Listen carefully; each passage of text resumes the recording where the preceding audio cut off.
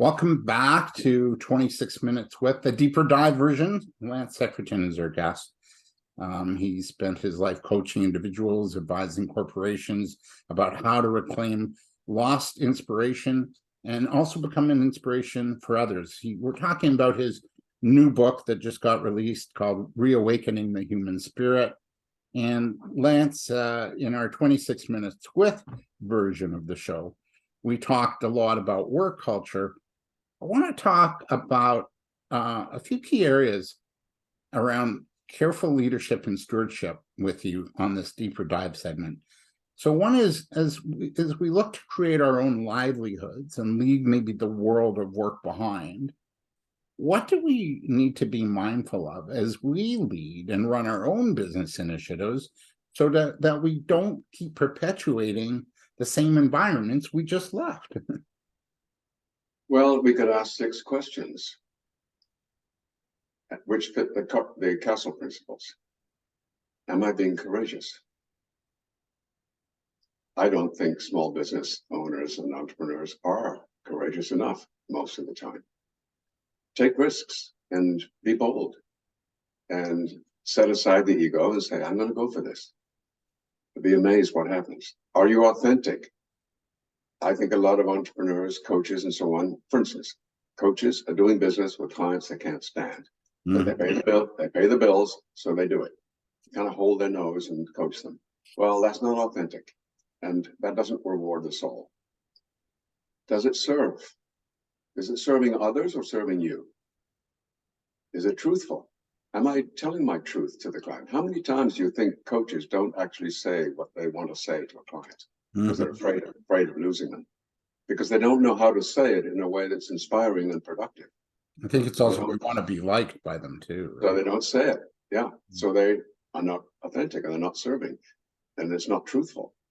Is it a loving relationship? Every single client that I coach, every single one, without exception, for the last, I would say 20 years at least, my last words when we finish our coaching call is, I love you. All of them. Wow.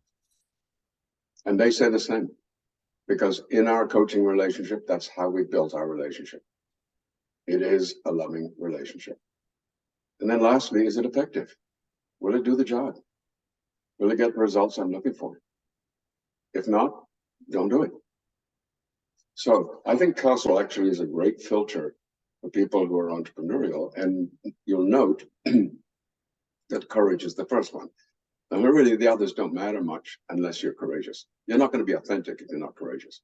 Yeah. You're not going to tell the truth if you're not courageous. So courage starts everything. That gets the ball rolling. Yeah, and in not just in business, but politics. No, of course. Well, we're not talking about business. We're talking about humans. Yeah. And so a human needs to be courageous at work, and then when they come home, and be courageous with your spouse. Yes. And your kids. Yeah. I got all kinds of people tell me they got all kinds of issues with their kids that they never talked about. Why not? That's not authentic. You haven't told your truth. You aren't serving the other person. You're not courageous enough to do that. See how it misses the Castle principles. Yeah. I like the quote you put in the book by Buckminster Fuller, or as my friend Charmaine calls him, Bucky. You never change things by fighting the existing reality. To change something, create a new model that makes the existing models obsolete. Right.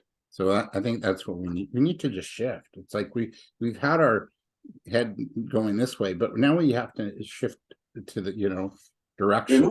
You know what's really interesting, David, is I've researched work, and we never used the word. It didn't even exist in the 1500s. It's absent. The first time we ever used the word work was in the 1600s. So 500 years ago, right? 600 years ago, roughly. So we've been going to work, but there was nowhere to go to work before. It wasn't a place. If you were a blacksmith, it was in the back of your house. Mm-hmm. It didn't go to work. Yeah. And so, what happened then is we went to work for 600 years. Then the pandemic happened. And we went back home again. And here we are, back where we were 600 years ago. And that's our natural place. This was just an artificial little blip of 600 years. Nothing in the span of human experience. And where all that's happening for humanity right now is, I want to go back to where I was. Yeah. I think we also need to get back to the land, grow our own fruits and veggies. And, I'm from Ottawa, my family had a stall on the market. Yeah, we need to get back to the earth before we concrete it all over. Yeah. Yes. Oh, boy. Now you also write about stress, talking about concreting it all over. That adds to the stress. I was working with the city of Toronto down at King and John, and there was a building across the street, right next to the Ed Mirvish Theater, and it had a store and a Tim Hortons in the building. Well, it was zoned to be torn down and build a monstrosity of a condo over 70 stories high. And it's already condo central down there, right? I'm thinking, man, I'm not going to be able to see the sky or the sun. I'm going to be boxed in. And what about the birds? Where do they go? Right? Yeah. So you write about stress that we're feeling. In fact, I'd go deeper and over these past 3 years, to me, it's been a collective trauma where people aren't feeling valued, heard, cared for, both by business, but also by our political leaders. And to me, this is stressful and damaging on the human spirit. Do you want to expound on the impact stress and trauma has had on our souls? Well, let's separate trauma and stress as different grades of issue. Trauma, I think, more severe than stress. I use the example in the book. You're in your car, you're driving onto the highway. You get on the highway, some dude cuts you off. Okay, what do you do now? You scream and yell at him, wave your fist, make sure he knows that you think he's an ass, and make sure that he is quite clear that you think he's an idiot, and your blood pressure goes through the roof, and you feel much better now because you just ventilated. That's one choice. That's stress. Or you wave and you say, have a nice day. I'm grateful for my life. And then stress didn't happen. Now the event happened, but stress didn't. So stress is a choice. We choose stress. Events happen, but we don't have to react to them the same way all the time. And so, yes, politicians can let us down. Business can let us down. There's corruption and there's war and there's everything else.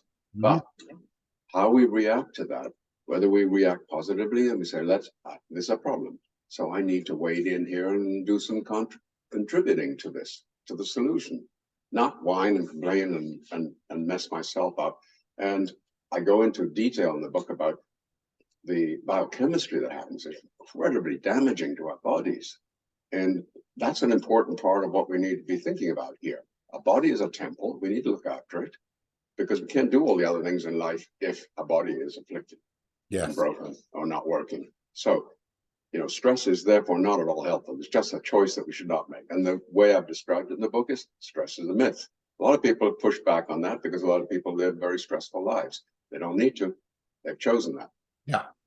Good point. And, Dr. Covey in the book, 7 Habits of Highly Effective People, shares the story about this kid making a lot of noise on a subway train, and he's with his father, and someone gets up and says, can you calm your kid down a little bit? And the father says, oh, I'm sorry, we just came from the funeral home. I lost my wife and he lost his mother. Yeah. So it's all perspective. Yeah, shut up. Yeah. Yeah. How does, though, this thing of stress or non-stress, how has it impacted our social and our essential self, as you discuss in the book Reawakening the Spirit? Well, the essential self equates with the soul, and the social self equates with the ego. So the social self calibrates outside all the time. Will I get rich? Will I be happy? Will people like me? Will I get promoted? Will I get a house in the country? Me. Do I look beautiful? Is my hat nice? And so on. The essential self asks different questions, calibrates differently. Will this bring happiness? Does it serve the world? Does it bring joy? Is it useful? Will people be inspired by this? And so on. So in other words, it's all about the other and the impact we make on the world. So to distinguish those, who's speaking, the social self or the essential self. Now, if we talk about stress, and you rightly pointed out earlier, everybody's going through stuff. So your story about I lost my wife 8 years ago, and 30 years of a spectacular marriage, and broke my heart. Mhm. And I would be walking down the street aching, bleeding inside. I was just in a terrible state. And I'd look at other people as I walked by them, David, and I'd say to myself, you have no idea the pain I'm in. And I do this for quite a long time. And then one day I thought, I have no idea what pain they're in. We're just faces going past each other. I have no idea. They don't know my pain. Well, how would they know? They can't tell. But I don't know theirs either. Mhm. And I'm probably in no worse place than they are. So yes, this is awful, and I'm feeling terrible, but I'm not alone. And that's, I think, another aspect of how we can address this. It's not all about me. We all have these issues. Let's just take care of each other. Yeah, and that in and of itself will really change the whole freaking world. Let's just take care of each other. Be nice. Right. Right. And I don't mean to be naive or sloppy or new agey about this. I mean, it's pretty straightforward. I don't know about you, but everywhere I go, one of the key questions I ask myself is, how can I make this person's life better? If I'm in the supermarket, I'm talking to the cashier, I'm using her name, because the first thing I do is I try and read their name tag so I can actually use their name. Dale Carnegie said the sweetest sound in any language is the sound of a person's own name. Yeah. We want to inspire somebody to use their name. When I'm on a Zoom call, and there's 20 faces on the Zoom, and I use somebody's name, say, hey, David, what do you think? Do you want to contribute now? You'll see them smile right away. Right away, they smile. As soon as you pick on them, they smile. We love this. We can inspire people. We know how to do this. So government, business, religion, they have to shift from trying to motivate to inspiring us, no? Well, we have built an entire social system around motivation. We motivate everywhere. It's a fear-based system. All our leadership theories, all our human resource policies, they're all based on motivation and fear, i.e. Pavlov. Pretty well. It's just more sophisticated language and updated for the 21st century. But basically, it's the same idea. Yeah, you want this, you got to do this, right? Right. Yeah. Right. If you do this, I'll give you a carrot. And if you don't, I'm going to give you the stick. Yeah. Okay, I can change the language, but you know what I mean. Doesn't matter how sophisticated and fancy the psychology of all this is. The reality is that's the basic idea. Well, that's worn out. I don't know about you, but I don't need any leader showing up and giving me some leadership model and saying, okay, I'm going to be your leader now. I don't need that. What I actually need is I want to be inspired. You inspire me, I'll do anything. Don't motivate me. I don't want to be frightened. COVID was all about motivation. Totally. Imagine what would have happened if we had inspired people. Totally, and the I think it's called what's it called? The something declaration. Barrington Declaration. Google that sometime. That was a group of doctors right at the beginning of COVID who said this is the way to deal with this. Totally opposite of everything that happened after that. Yeah, and they shut them down. Yeah. Anybody that's speaking their truth has been shut down. Well, it's not, I mean, they didn't say that the vaccine was wrong or any of that. They weren't actually anti-vax. They just said, frightening people is not going to do the job. What we need to do is inspire people, and we need to do it this way. And it was a remarkable say. If we'd had the courage to do that, we would have changed everything. We would not have experienced what we did for the last 3 years. Yeah. So motivation is a failure, but motivation is everywhere. Join my religion or you'll go to hell. Vote for me or the bad guys will get you. Business, do what I say or I'll fire you. Yeah. Parenting, do what I say or I'll punish you. Healthcare, follow this protocol or you'll die. There's no end to this. Every single sector. Yeah. And I find even in my realm of work as a facilitator and coach and everything is if I'll help you get 6-figure income. It's like, whoa. Like, so they're making you not enough already. You're not good enough if you're not making 6 figures. And then my response is, they might not have the chops or the inner will to want to do that anyway. That's right. The inner will, particularly. Yeah. Yeah, absolutely. And if you do, I mean, I think Gandhi said you can't be wealthy and principled at the same time. Yeah, but I'm trying. If you want to build a ship, don't drum up people together to collect wood, and don't assign them tasks and work, but rather teach them to long for the endless immensity of the sea. Antoine de Saint-Exupéry. It's a quote in your book, and I love that quote because to me that's about inspiring. What's the vision? What's the that's right. The dream. What's the dream? Yeah, we talk about the dream a lot because we've lost our dream, David. Lost our dream as a country. We've lost our dreams in companies. What about the family? What's the dream for your family? I want to wake up in the morning and every day say, I have a dream. I'm getting up to help realize that dream. That's why I'm here. Yeah. And I want to work for a company that has a dream. Yeah. Not a mission statement, a dream. Something big.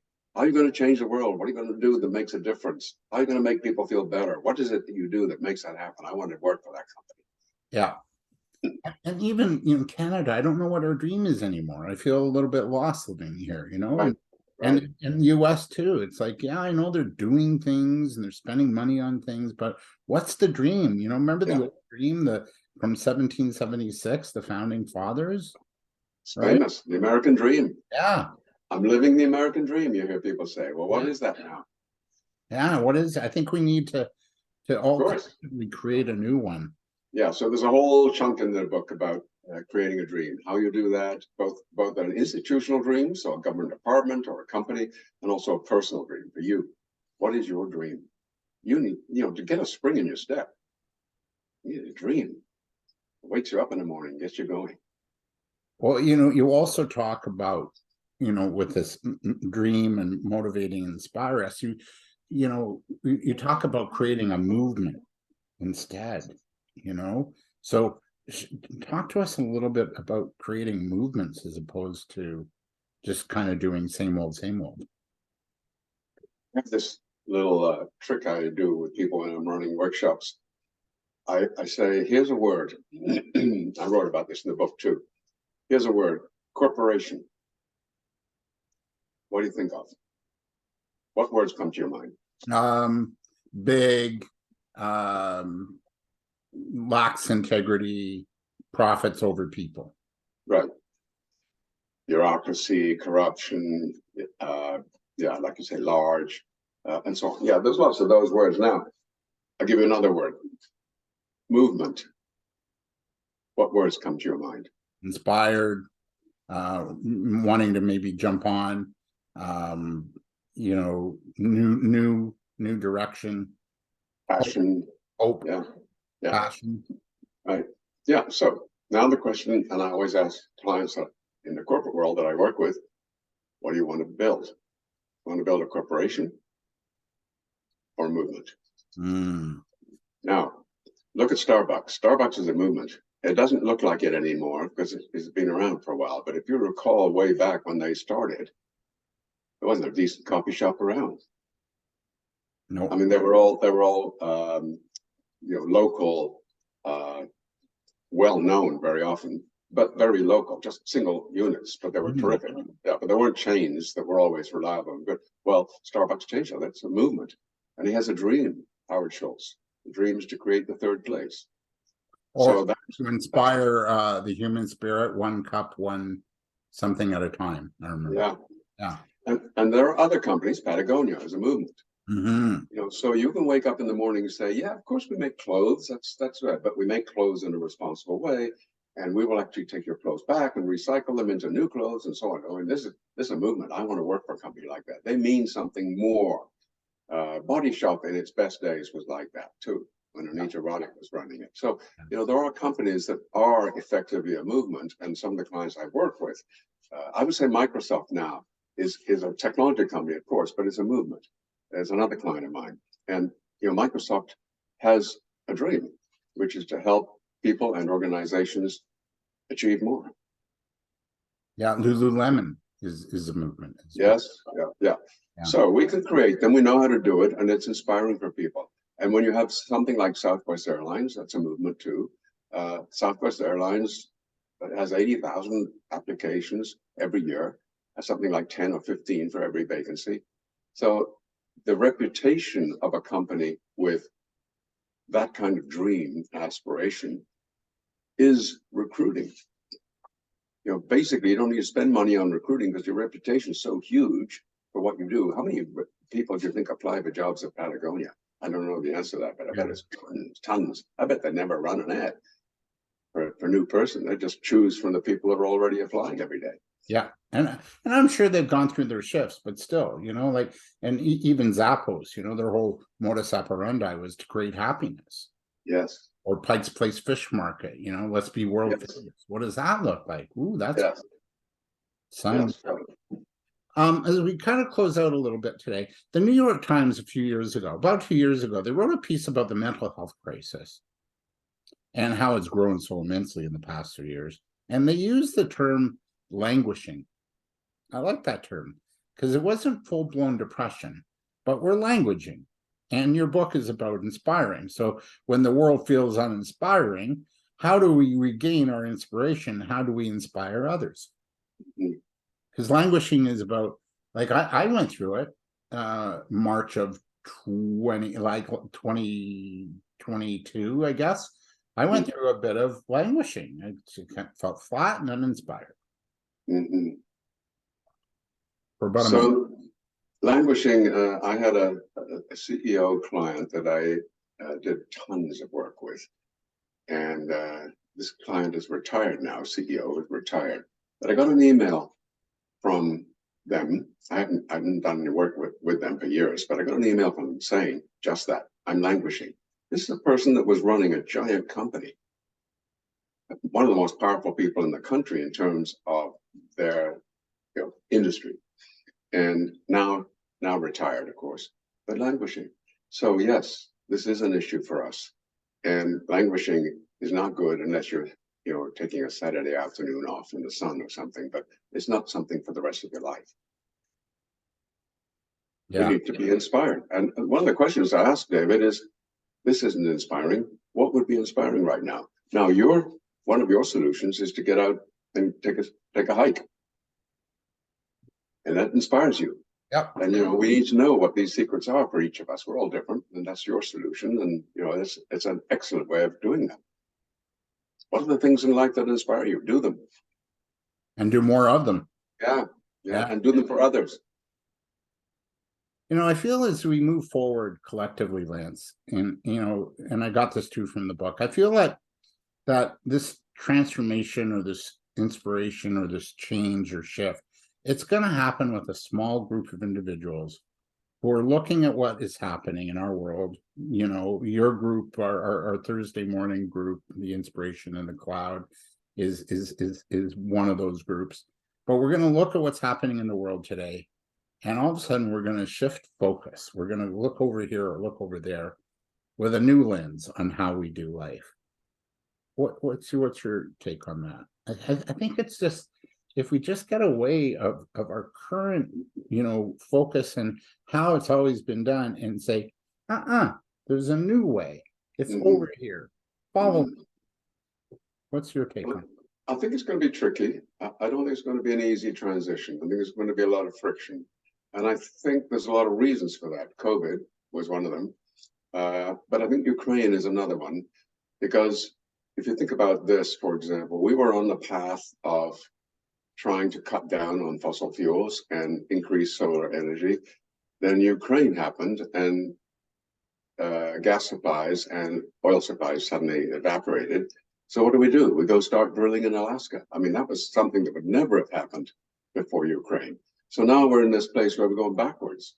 And so thinking about, well, what's the way forwards? We don't want to keep doing those things. That's going to hurt in the long term. So we need to address what's the alternative. And clearly, we know what to do. We should not drill Alaska. We should pour that money and that investment into solar energy, wind power, and all the rest of it, so that we actually save the planet. So what can we do? We can protest about things that aren't sensible, and we can get active and be involved. I think it's lots of people have said this, but I think Martin Luther King said, the real danger to democracy is saying nothing, not doing something. It's the real danger is not doing something and letting whoever's got the power just mow over you. And we don't want to do that. Yeah. So, and we can be different. It's amazing. You know this. Show up in the supermarket, inspire the checkout clerk, and everything changes. Even the people in the line behind you will be inspired. And you walk out of there and you just made a difference. Yeah. It wasn't big. You didn't change the world, but you changed those people. And that kind of last topic for discussion is, this is really about, living our destiny, deciding what our destiny is, answering the call, the call to action, or the call to our calling and passion. How do we begin to be bold enough to access these lands? Destiny. Well, Reawakening the Human Spirit has a lot of exercises for this. So there's lots of forms you can download for free and all that sort of stuff. So the book is really a work, I would say it was kind of like a seminar. If you start at the beginning and work your way all the way through the book, it will change your life. That's the aspiration anyway. And people have told me that's so I hope it's true.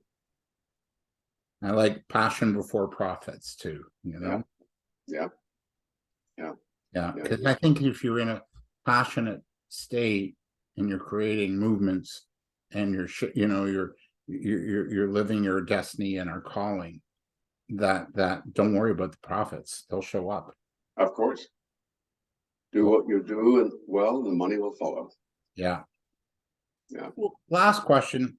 Well, I also want to find out where we reach you, but why is it hard to let go of the old and really step into the new, a better, more compassionate castle approach to life, business, community, and how we lead? What holds us back? Well, it's natural for us to not change because we learn certain processes and behaviors, and they're comfortable. And so we find that fits, that's nice, this works. And then somebody says, no, that's wrong, you've got to turn that upside down. I say, no, I'm happy where I am. This is comfortable. Don't push me around. I don't want to do that. And so that's a natural human thing. Now, what does it take to change that? Go back to the castle principles. It takes courage. And it takes courage to say, okay, I'm going to have to leave the old. No, anybody who gets divorced knows that.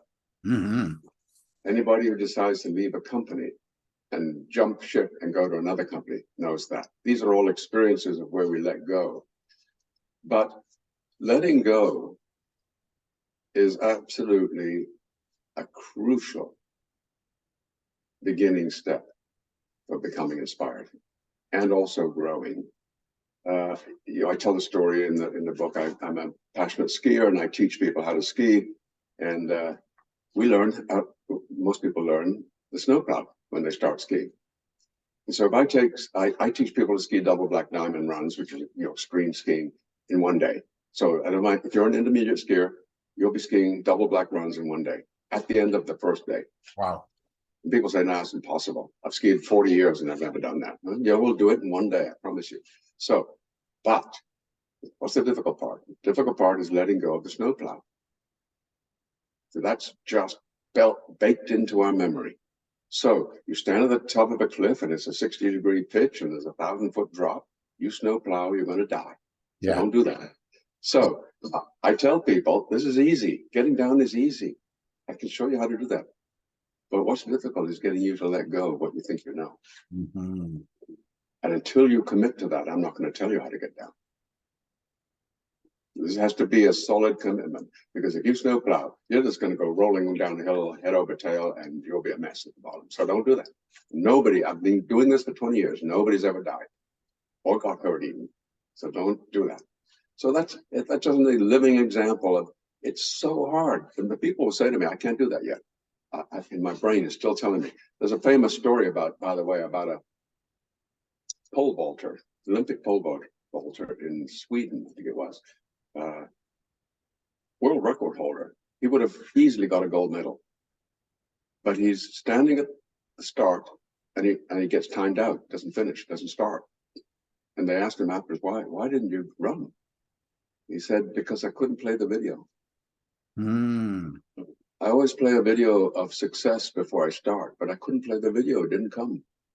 And if it doesn't come, I can't do it. And so really it's about making sure that we prepare ourselves that way and then get into it. Yeah, mentally first and then physically second. Yes. Yeah. Yes. This is great. Where do we reach you to get the book, to learn more, to join the wonderful, amazing groups on Thursday, Inspiration in the Cloud? Yeah. Secretan.com. Just Google Lance Secretan in the Google and search, and that'll find me too. And also, if you want to find the book, Reawakening the Spirit.com. Oh, excellent. And it's coming out on Amazon and all those channels like this week, next week. Yes, and there's a Kindle version uploaded already. Yeah. And the audio book will be ready in about 10 days or so. Wow. Are you recording it? Yes, I did it already. Yeah. Wow. Yeah. Okay. 12 hours of recording. Oh, boy. All right. You did a great job, though. You did a great job. Yeah. Richmond Hill. You did a great job. Oh, excellent. Well, we're done our recording. I really appreciate this. Always a joy being with you, Lance. And yeah, just keep on doing the amazing work. It's, you know, it's simple. It's not hard what you're sharing and teaching. It's simple, but it's just do it. Like we need everybody to kind of step it up a notch. All together, right? You were on the Marianne Williamson call, weren't you? I tried. I didn't join. Oh, you didn't get on. Yeah. Yeah, because I don't know if you've heard me tell the story, which I reminded her because it was 20 years ago. I mean, I've known her a long time, and I was telling her, "You remember I came to visit you, and we stayed with you, and we had dinner together, my wife and I was telling you about the Castle Principles. I just invented them, and I was saying I'm so excited because it's an acronym and it stands for." And she said, "Just a minute, stop. Let me guess. C is for courage, A is for authenticity, S is for service, T is for truthfulness, L is for love, and E is for energy." I said, "That's impossible. How did you do that? How did you guess what was in my mind? I haven't told you." And she said, "Well, of course, I know your work, so I can guess where you're going. But more importantly, something we said earlier, there's nothing to learn. It's the one thing that is so unique about it. If I ask people, have you ever attended a 7 Habits for Successful People? Yeah. Ever one of those courses? Yes. Okay, what are they? Oh, now, yeah. Most people give me 1 or 2. I can't remember 7. But I've talked to people 20 years later. I walked into a meeting the other day. Some guy said, "Oh, I heard you talk 20 years ago." I said, "Really? What I talk about?" He said, "Castle Principles." I said, "Oh, you remember what they are?" "Sure. Courage, authenticity, service, truthfulness, love, and affectionate." It's sticky. It's sticky because it's who we are. Yeah. At our core, it's who we are. We are already that. We've just forgotten how to be it. Yeah. And then we have to reawaken the spirit. Absolutely. Yeah, absolutely. Yeah. Beautiful. Thank you, sir. This is awesome, David. Thank you so much. And I'm always enjoying being with you. So I really appreciate it. Yeah. Seriously. Let's hang out together. Yeah. When I do physically, you're getting a big hug, okay? Right. Got it. Vice versa, by the way. Yeah, you got it. Thanks. Okay. Thanks for listening. Bye-bye. Ciao, ciao.